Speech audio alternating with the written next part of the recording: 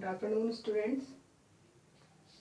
Heterocyclic compounds में इससे पहले हमने बात करी थी 5 मेंबर हेटेरोसाइक्लिक कंपाउंड्स के बारे में। 5 मेंबर हेटेरोसाइक्लिक कंपाउंड्स की रिएक्टिविटी, सेलेक्टिविटी के बारे में। अब हम बात करते हैं कि 5 मेंबर हेटेरोसाइक्लिक कंपाउंड्स जो होते हैं उनमें इलेक्ट्रॉन स्नेही प्रतिस्थापन अभिक्रियाएं कौन से कार्बन पर संपन्न होंगी। हम जानते हैं heterocyclic compounds, 5 member heterocyclic compounds, विषम चक्रीय की बात कर रहे हैं हम। 5 मेंबर हेटेरोसाइक्लिक कंपाउंड्स इलेक्ट्रॉन स्नेही प्रतिस्थापन अभिक्रियाएं देते हैं। तो इलेक्ट्रॉन स्नेही प्रतिस्थापन अभिक्रियाएं इनमें कौन से कार्बन पर संपन्न होंगी, इसके बारे में हम डिस्कस करेंगे। अगर हम बात करें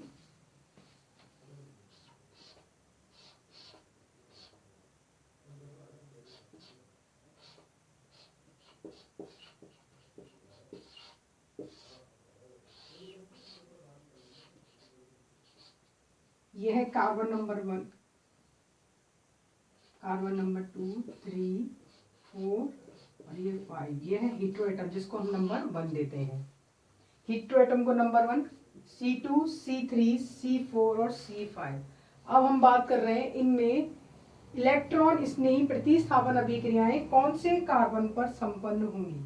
तो देखो इसमें हम देखो C2 और C5 ये दोनों सेम कार्बन है और C3 और C4 सेम कार्बन है। चाहे नंबरिंग अपन इधर से देंगे तो ये C2 हो जाएगा, ये C3 हो जाएगा, ये C4 और ये C5। Then C2 is equal C5 and C3 is equal C4। अगर हम बात करें, अगर इलेक्ट्रॉन स्नेही कहाँ पर आक्रमण करे, C2 कार्बन पर। इलेक्ट्रॉन स्नेही कहाँ आक्रमण करे, C2 कार्बन पर। तो देखो इलेक्ट्रॉन स्नेही हमेशा कहाँ आक्रमण करता है, जहाँ उसको इलेक्ट्रॉन्स मिले। देखो इस पे क्या चार्ज है, प्लस चार्ज। तो ये कहाँ आक्रमण करेगा, जहां इसको इलेक्ट्रॉन्स मिले। अगर इलेक्ट्रॉन्स की बात करें तो ये बॉन्ड टूटेगा, ये बॉन्ड टूटेगा तो एक तरफ आएगा प्लस चार्ज और एक तरफ आएगा माइनस चार्ज। हमें कहां पर आक्रमण करवाना है, C2 कार्बन पर। तो C2 कार्बन पर आक्रमण करवाने के लिए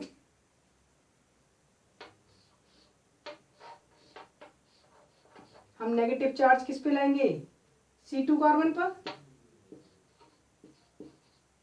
तो पॉजिटिव चार्ज कहाँ आएगा,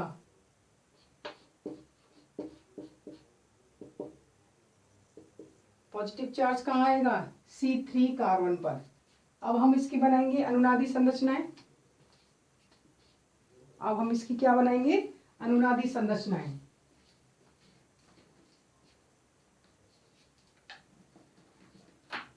अनुनादी संरचनाएं बनाकर देखो बच्चों।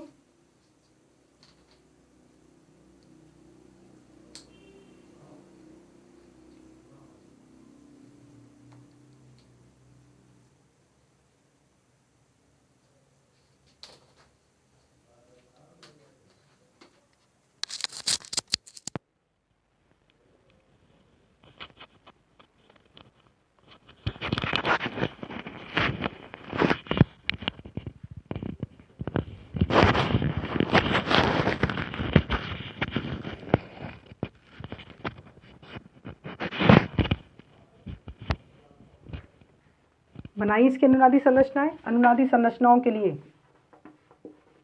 अनुनादी संरचनाएं क्या करेंगे, यहाँ से ये बॉन्ड टूटेगा, ये बॉन्ड टूटेगा तो यहाँ प्लस और यहाँ माइनस, और माइनस और प्लस मिलके बॉन्ड बना लेंगे। इसका मतलब इलेक्ट्रॉन कहाँ ट्रांसफर होंगे, इधर। इसकी नेक्स्ट अनुनादी संरचना क्या बनेगी, ई मतलब इलेक्ट्रॉन स्नेही। यहाँ नया बंध बन गया और प्लस चार्ज आ गया C5 कार्बन पर। ये बनी इसकी एक अनुनादी संरचना। अगर नेक्स्ट अनुनादी संरचना की बात करें तो ये हीट्रो एटम के पास क्या है, इलेक्ट्रॉन है। तो ये हीट्रो एटम क्या करेगा, अपने इलेक्ट्रॉन्स इसको देगा। नेक्स्ट अनुनादी संरचना इसकी क्या बनेगी, हीट्रो एटम पे क्या चार्ज आएगा, पॉजिटिव चार्ज, और ये H और ये E। अगर इसकी रेजोनेंस हाइब्रिड की बात करें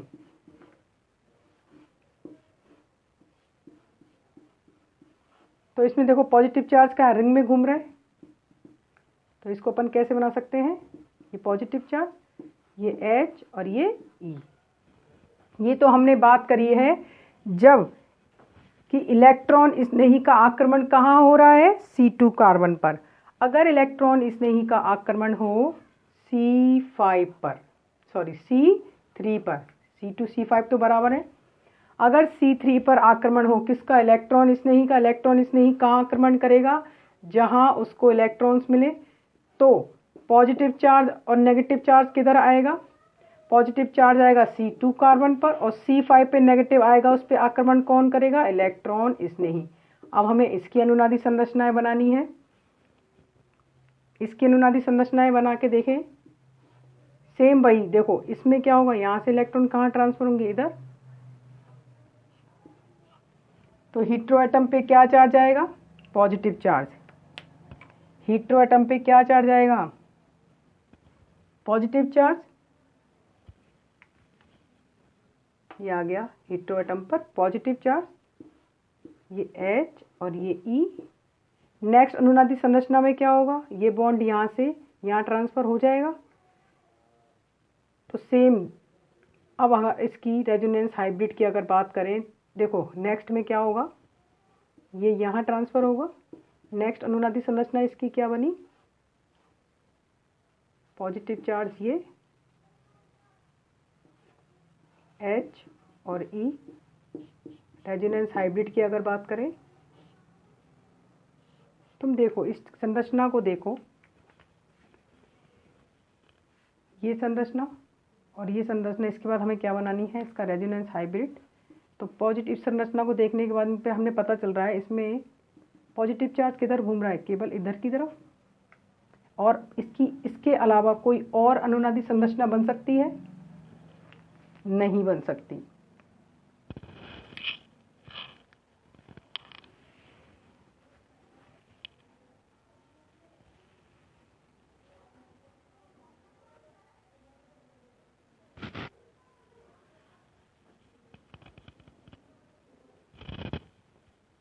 बना के देखो इसकी अनुनादी संरचनाएं।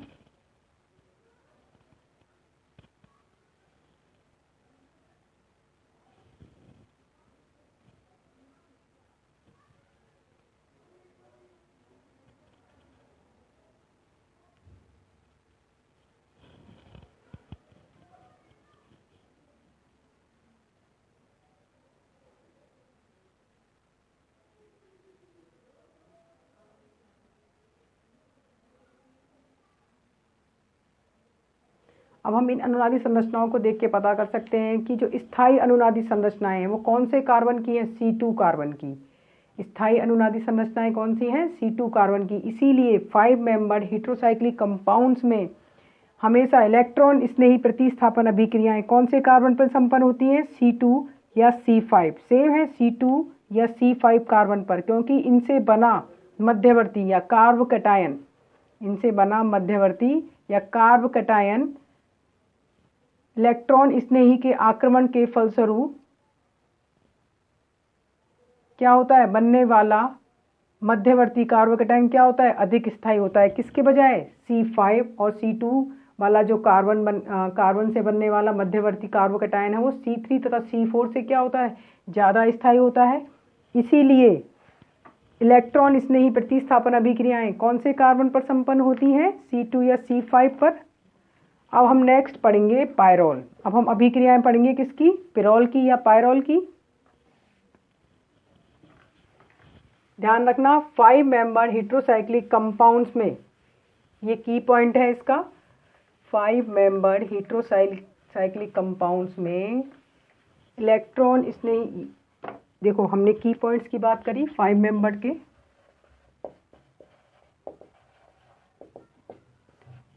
तो एक पॉइंट और कौन सा है इनका की पॉइंट्स में, पहला पॉइंट तो हमने कौन सा लगा, इनको अति एरोमेटिक कंपाउंड्स कहा जाता है। क्या कहा जाता है इनको, अति एरोमेटिक कंपाउंड्स। दूसरा हमने क्या देखा, इनमें ये कौन से प्रकार की अभिक्रियाएं देते हैं, ये इलेक्ट्रॉन स्नेही प्रतिस्थापन अभिक्रियाएं, ये इलेक्ट्रॉन स्नेही प्रतिस्थापन अभिक्रियाएं देते हैं। तीसरा की पॉइंट क्या था, इनमें इलेक्ट्रॉन स्नेही प्रतिस्थापन अभिक्रियाएं C2 या C5 कार्बन पर संपन्न होती हैं। इनमें इलेक्ट्रॉन स्नेही प्रतिस्थापन अभिक्रियाएं C2 या C5 कार्बन पर संपन्न होती हैं। नेक्स्ट है पिरोल। हम अब सबसे पहले पढ़ेंगे पिरोल के बारे में।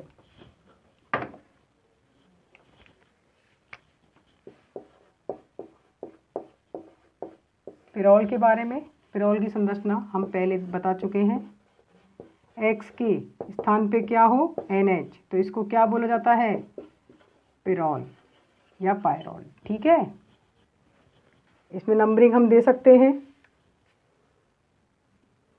नंबरिंग हमेशा किस पे देनी है, हेटेरोएटम पे नंबर 1, नंबर 2, नंबर 3, नंबर 4 और नंबर 5। देखो 5 सदस्य विषम चक्रीय यौगिकों में पिरोल अत्यंत महत्वपूर्ण यौगिक होता है। क्यों होता है, क्योंकि पिरोल जो ये पिरोल वलय है या ये 5 मेंबर हेटेरोसाइक्लिक कंपाउंड जो पिरोल है वो पौधों के क्लोरोफिल में, हीमोग्लोबिन में, विटामिन B12 में आधारभूत संरचनात्मक इकाई के रूप में पाया जाता है। क्या बोला है, ये किस में पाया जाता है, क्लोरोफिल में, हीमोग्लोबिन में और विटामिन B12 में। इसके अलावा यह कोल तार तथा बॉर्न ऑयल अस्थि तेल में भी पाया जाता है। किस में पाया जाता है, अस्थि तेल में। अब हम पढ़ेंगे इसकी मेथड ऑफ प्रिपरेशन या पिरोल बनाने की विधियां। तुम हेडिंग लगा सकते हो, अपनी कॉपी में लिख सकते हो, पिरोल बनाने की विधियां, method of preparation of pyrrole या पिरोल। तो सबसे पहली पिरोल बनाने की विधि है अमोनियम म्यूसेट से। क्या बोला है हमने, सबसे पहली विधि है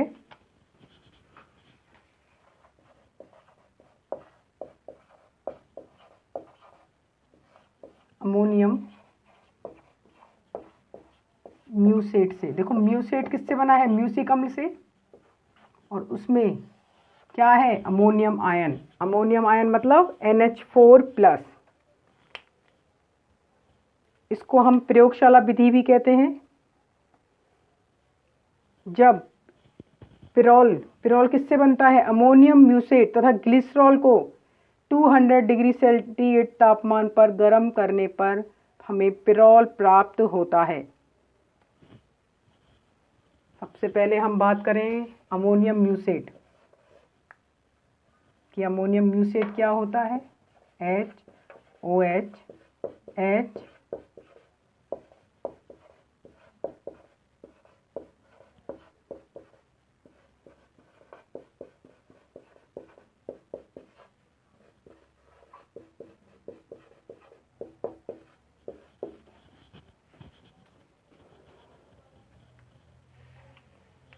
क्या बोलते हैं इसको, अमोनियम म्यूसेट, जो कि म्यूसिक अम्ल से बना हुआ है। देखो अगर यहाँ NH4 नहीं हो, क्या नहीं हो, NH4, और इसकी जगह क्या लगा हुआ हो, H, तो इसको बोलते हैं म्यूसिक एसिड। क्या बोलते हैं इसको, म्यूसिक अम्ल। और अगर हाइड्रोजन की जगह हमने क्या लगा दिया, NH4+, तो ये अमोनियम आयन है, तो इसीलिए इसका नाम क्या हो गया, अमोनियम म्यूसेट। क्या नाम है इसका, अमोनियम म्यूसेट। तो अभी अपन ने क्या रिएक्शन बोली थी, अगर अमोनियम म्यूसेट को ग्लिसरॉल के साथ 200 डिग्री सेंटीग्रेड तापमान पर गर्म किया जाता है तो हमें पिरोल प्राप्त होता है। हम इसको गर्म करेंगे, गर्म करने पे क्या होगा, ये NH अमोनियम आयन जो है NH4 जो है वो अमोनिया की फॉर्म में बाहर निकल जाएगा। क्या निकल जाएगा, अमोनिया की फॉर्म में बाहर निकल जाएगा, और हमें क्या मिल जाएगा, COH।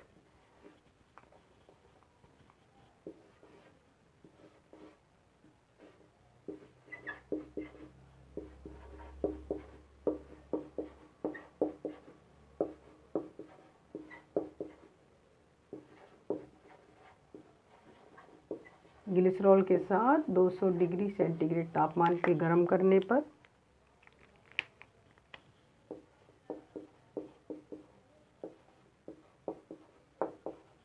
OH प्लस NH3,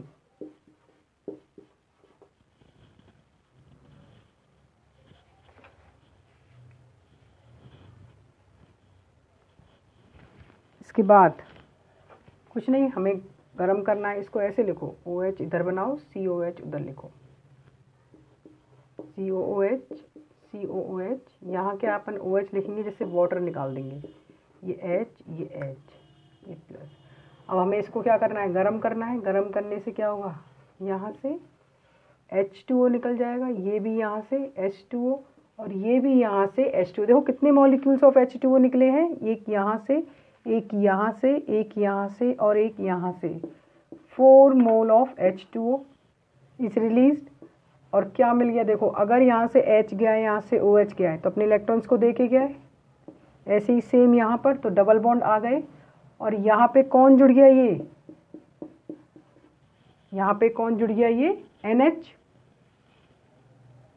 अब नेक्स्ट स्टेप में हमें देखो COH साथ में, इसमें अभी तो क्या लग रहे हैं, COOH। हम जानते हैं COOH को हटाना है तो क्या करेंगे, सोडा लाइम के साथ इसको गर्म कर देंगे।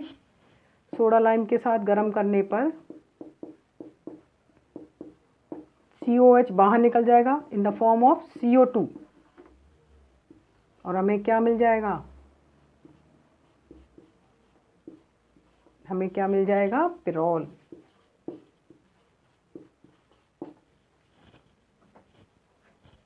सबसे पहले हमें म्यूसिक एसिड से क्या बनाना है,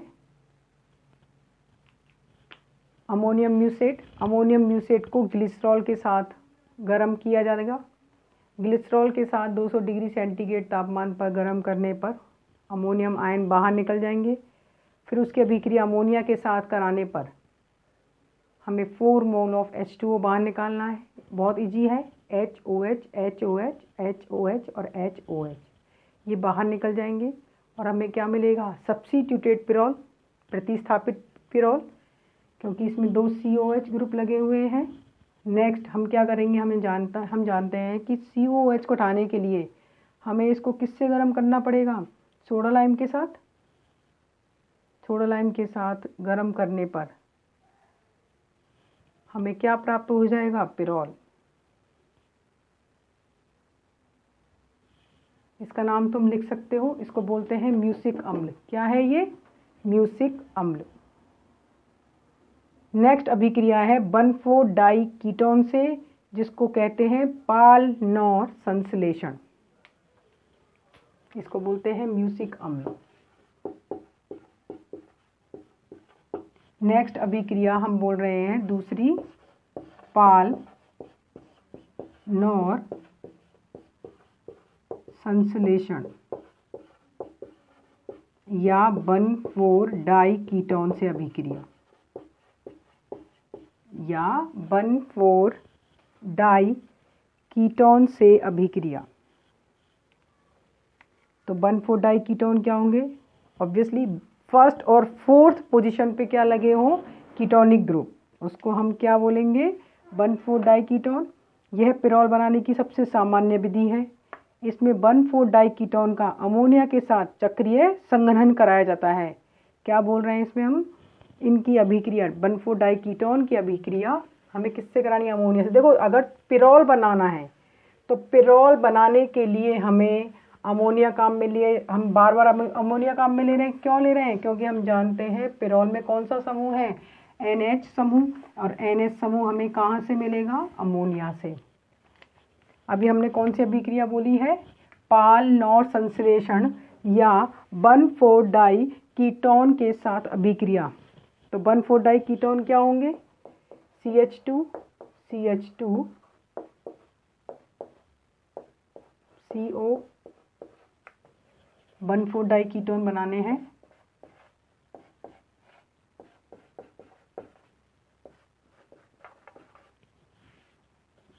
इसको नाम तुम आसानी से दे सकते हो, 1,4 डाई कीटोन है। देख लो फर्स्ट, सेकंड, थर्ड और फोर्थ नंबर पे क्या लगे हुए हैं, कीटोनिक ग्रुप। देखो IUPAC का अकॉर्डिंग तो हम यहाँ से नाम देंगे, बिल्कुल सही है, लेकिन हम केवल 1,4 डाई कीटोन के लिए अगर CH3 की जगह क्या हो, H होगा तो ये एल्डिहाइड ग्रुप हो जाएंगे। हमें क्या बनाने हैं, कीटोनिक ग्रुप। तो 1,4 डाई कीटोन, इनको क्या बोलते हैं, 1,4 डाई कीटोन। और 1,4 डाई कीटोन का हम क्या कर रहे हैं, संघनन अभिक्रियाएं करानी है। तो देखो ये तो इसका कौन सा फॉर्म है, तुमने कीटोइनॉल, ये कौन सी फॉर्म है, कीटो फॉर्म। कौन सी फॉर्म है ये? Keto form. हमने पढ़ी है ना, कीटो इनॉल चलाव्यपता। बिल्कुल, कीटो इनॉल चलाव्यपता।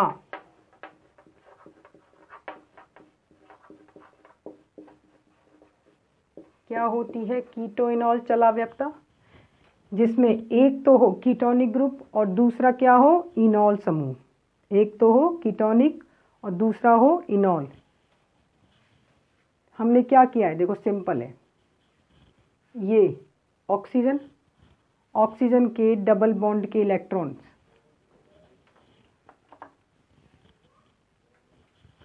अगर हम इसकी बात करें, हम इसको कीटो इनॉल चलाव्यपता समझा रहे हैं अभी। यहाँ से हाइड्रोजन को ऐसे शो कर सकते हैं अभी। ये हाइड्रोजन अपने इलेक्ट्रॉन किसको दे दे? इस वाले बंद को। तो कार्बन से ऑक्सीजन पे इलेक्ट्रॉन ट्रांसफर। तो हम जानते हैं कीटोनिक समूह हो या C डबल बॉन्ड O समूह एक पोलर समूह है, ध्रुवीय समूह है, जहाँ कार्बन से ऑक्सीजन इलेक्ट्रॉन ट्रांसफर होते हैं, क्योंकि oxygen more electron negative atom है, तो इलेक्ट्रॉन बंध के इलेक्ट्रॉन्स को अपनी ओर खींच के रखता है। तो ये बंध के इलेक्ट्रॉन्स को अगर अपनी ओर खींच के रखेगा तो ऑक्सीजन पे क्या चार्ज आएगा? माइनस, और यहाँ से इलेक्ट्रॉन ट्रांसफर हुए यहाँ और ऑक्सीजन पे आया माइनस चार्ज। तो ये माइनस चार्ज ये किसकी फॉर्म में बाहर निकला है? H प्लस की फॉर्म में, और यहाँ क्या है? माइनस। तो ये H प्लस कहाँ जुड़ जाता है? इस माइनस पे। तो इसको हम क्या बोलते हैं? कीटो इनॉल चलाव्यपता, टॉटोमेरिज्म। ये बना लिया हमने। अब इसकी हमें क्या करना है? संघनन अभिक्रियाएं करानी है इसकी अमोनिया के साथ। क्या कराना है इसका? संघनन अभिक्रियाएं अमोनिया के साथ। सेम अभी अपन ने जो किया था ऊपर, यहाँ से ये H2O, यहाँ से ये H2O बाहर निकल गए। क्या बन गया? CH।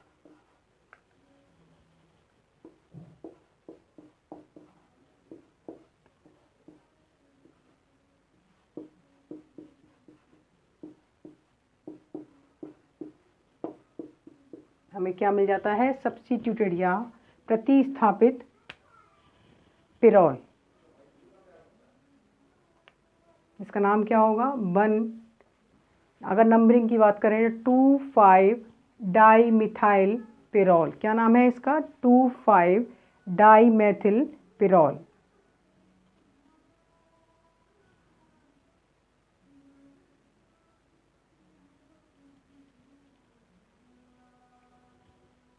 To 5 dimethyl pyrrole.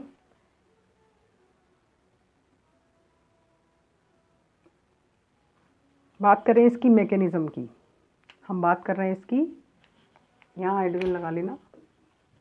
अगर बात करें इसकी क्रियाविधि की, तो इसकी क्रियाविधि क्या होगी? इसको उतार लिया। नेक्स्ट हम इसकी बात कर रहे हैं क्रियाविधि। तो देखो इस अभिक्रिया में डाई कीटोन के कार्बोनिल कार्बन पर अमोनिया के नाभिक स्नेही नाइट्रोजन का लगातार एक के बाद एक आक्रमण होगा, और उसके उपरांत हमें क्या मिल जाएगा? निर्जलीकरण द्वारा पिरोल। कैसे? देखो हम बात कर रहे हैं इसकी क्रियाविधि की।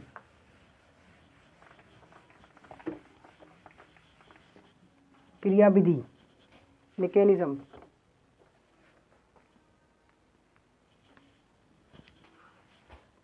हमने क्या लिया था? 1,4 डाई कीटोन। तो सबसे पहले तो हम बना लेते हैं 1,4 डाई कीटोन। ये है 1,4 डाई कीटोन। हम आक्रमण किसका करा रहे हैं? NH3 का करा रहे। तो NH3 कैसे टूटता है? NH2 माइनस और H प्लस। ये NH2 माइनस किस पे आक्रमण करेगा? कार्बोनिल समूह के कार्बन पर। NH2 माइनस कार्बन से ऑक्सीजन इलेक्ट्रॉन ट्रांसफर हुए, तो कार्बन पे चार्ज आ गया प्लस, उस प्लस पे आक्रमण करेगा NH2 माइनस। क्या बन गया ये? CH3 CO minus CH3 NH2 C double bond O CH3। ठीक है। अब इस ऑक्सीजन माइनस पे ऑक्सीजन माइनस आया, इसके साथ H प्लस और है। ये H प्लस किस पे जुड़ जाएगा? ऑक्सीजन माइनस पर, ये मिल गया हमें ऑक्सीजन माइनस। ऑक्सीजन माइनस किस में कन्वर्ट हो गया, OH में। अब नेक्स्ट स्टेप में क्या होगा, अगेन वही, इस कार्बोनिल कार्बन के कार्बन से इलेक्ट्रॉन ट्रांसफर हो गए ऑक्सीजन पर।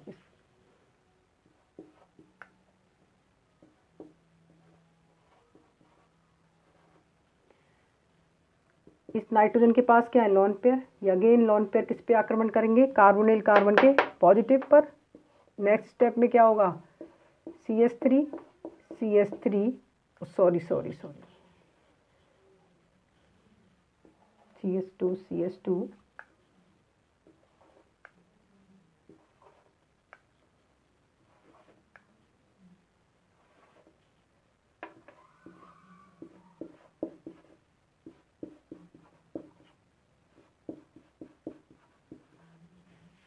NH2 ने आक्रमण किस पे किया, इस कार्बन पर,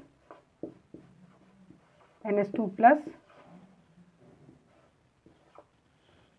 CO माइनस और ये CH3। देखो इस NH2 समूह के नाइट्रोजन ने किस पे आक्रमण किया, इसके लोन पेयर ने किस पे आक्रमण किया, कार्बन के पॉजिटिव चार्ज पर, मतलब C प्लस पर। अगर ये अपने इलेक्ट्रॉन इसको डोनेट कर रहा है तो इस नाइट्रोजन पे इलेक्ट्रॉन की कमी होगा, इस पे क्या चार्ज आ गया, पॉजिटिव, और ये किससे जुड़ गया, कार्बन से। अब हमें इसका पॉजिटिव चार्ज हटाना है। इस पॉजिटिव चार्ज को हटाने के लिए क्या करेगा, यहाँ से एक हाइड्रोजन को H प्लस की फॉर्म में बाहर निकाल देगा। हम क्या कह रहे हैं, अगर यह नाइट्रोजन की इलेक्ट्रॉन नेगेटिविटी हाइड्रोजन से ज़्यादा है तो ये अपने ऊपर पॉजिटिव चार्ज नहीं रखना चाहता, तो ये पॉजिटिव चार्ज हटाने के लिए क्या करेगा, एक H को प्लस की फॉर्म में बाहर निकाल देगा। यहाँ से एक H प्लस की फॉर्म में बाहर निकलेगा और ये किससे जुड़ जाएगा, ऑक्सीजन माइनस से। तो किस में कन्वर्ट हो गया, CH2 C OH CH3 NH, oxygen का OH और ये CH3 और ये इससे जुड़ गया। नेक्स्ट स्टेप में क्या होगा, यहाँ से एक H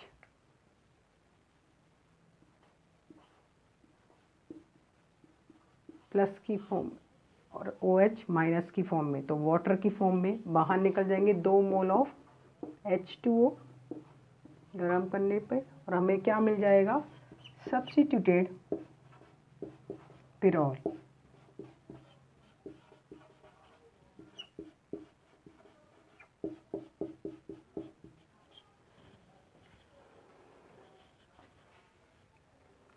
टू 5-डाइमेथिल पिरोल, इसको क्या बोलते हैं अपन, पाल नॉर संश्लेषण।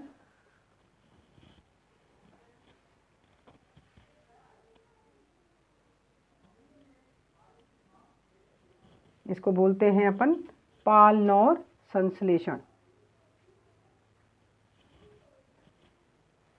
अब नेक्स्ट क्लास में अपन पढ़ेंगे नॉर पायरोल संश्लेषण, उल्टा।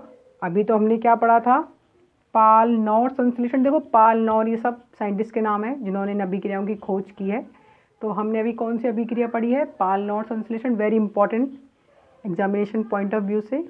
नेक्स्ट हम पढ़ेंगे नॉर पिरोल संश्लेषण। यह विधि भी पिरोल के संश्लेषण की सबसे महत्वपूर्ण विधि है, जिसमें हम अल्फा एमिनो कीटोन्स को लेंगे। इसको पढ़ेंगे नेक्स्ट क्लास में, उतार लेना इसको।